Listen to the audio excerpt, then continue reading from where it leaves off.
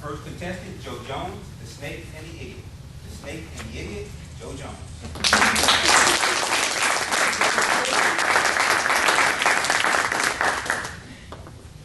Maybe I'm the only one, but I'm curious, just by show of hands, how many of you have ever found a snake on your property? Raise your, wow, great. Then you'll be able to understand what I'm about to share with you. Several years ago, I was living alone at home before I was married, just the cat and I. And I was just laid back in my recliner, watching TV, just about to go to sleep about 10 o'clock at night, when I saw something slither out from under the couch. Russ, there wasn't any inward smiling.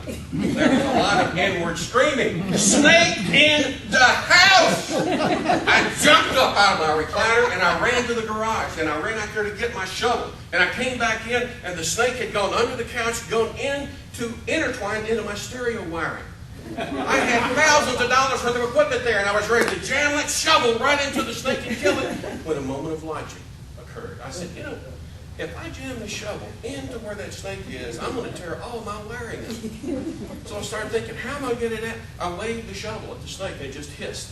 I tried everything I knew. I sung Barbara Streisand.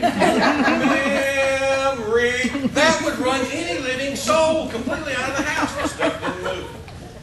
You've heard of herding cats? Try herding a snake out of your house. Had to go to bed.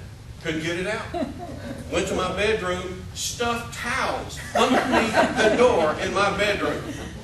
Yes, I felt like such an idiot. Now, when I do this in the future, I want you to join me. Say, come on, everybody, yell, such an idiot. I'm going to work the next morning. You want to start a conversation at work? Go around the water cooler and tell them, hey, I've got a snake in my house. They'll come up with more solutions than you could ever imagine. One guy says, mothballs. That's the cure. Snakes hate mothballs. Put mothballs around the house, that'll get rid of them. So that afternoon, I bought 6 bags of mothballs. Put those mothballs all around the inside of the house.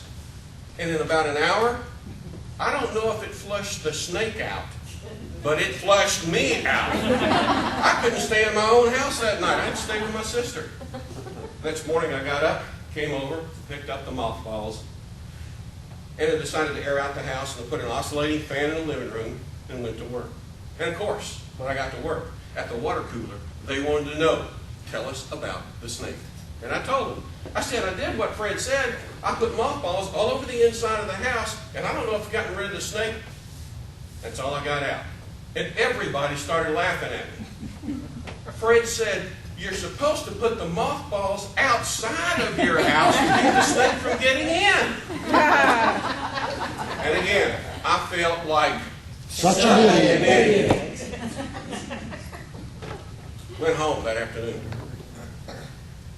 Go home, walk in my house, and the cat is frozen. It's like a bird dog with a quail, frozen like this. I thought, what is going on? I saw that cat in that position, and I looked where it was looking, and sure enough, I've got a little round table with a lamp, the telephone, and some pictures on it, and the drape that hangs off, goes to the floor, was moving. I thought, I've got you now. I ran out into the garage, got my shovel, brought it in, and I'm just about to ram that shovel into the bottom of that table when another thought of logic occurred.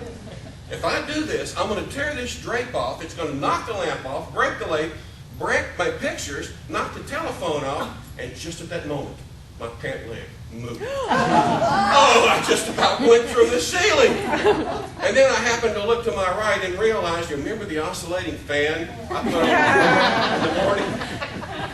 That's what it was. I looked over there, my cat's on her back with her legs up in the air laughing. And once again, I felt like an idiot.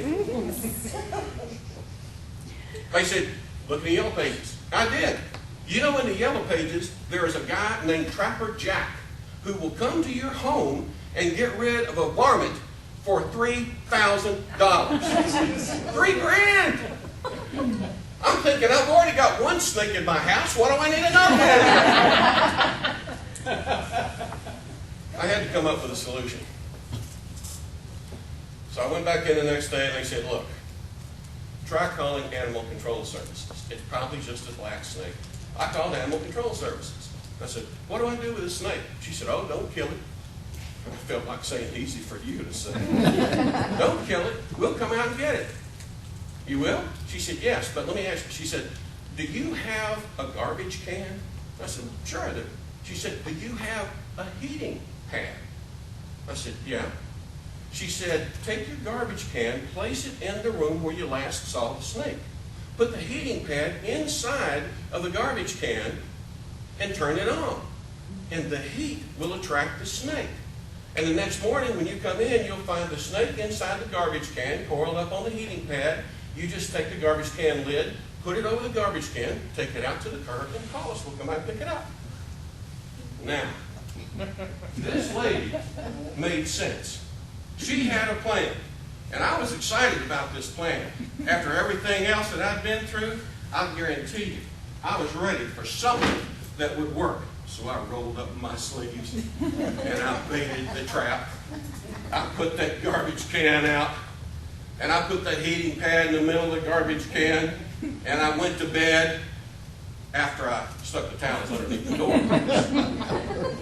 Woke up the next morning just like a kid on Christmas morning, wanting to see what was in the living room.